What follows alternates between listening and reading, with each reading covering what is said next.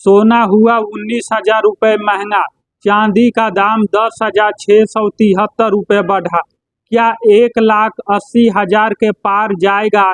MCX gold की कीमतों में इस महीने अब तक 19,000 रुपये की तेजी देखने को मिली है। सोने का दाम मल्टी कमोडिटी एक्सचेंज में लगातार 5वें हफ्ते बढ़ा है। कीमतों में उछाल के पीछे की वजह यूएस डॉलर के दाम का कम होना है, जिसकी वजह से निवेशकों का ध्यान सोने की तरफ बढ़ा है। यही वजह है सोने के दाम बढ़े हैं।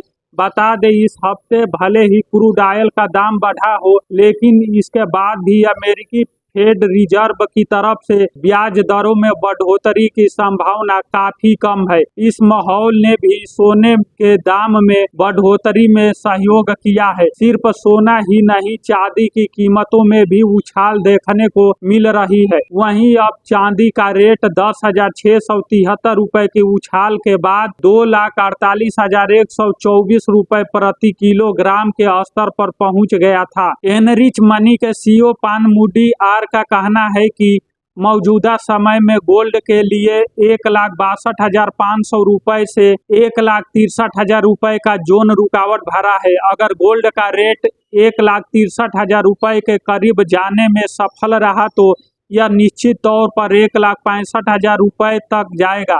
एक हफ्ते में 8,000 रुपए बढ़ा दाम।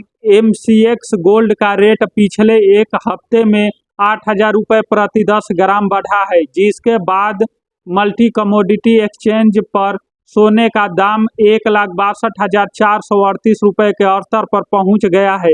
अगस्त में गोल्ड की कीमतों में 13.30% या फिर 19,000 रुपये प्रति 10 ग्राम बढ़ गया है।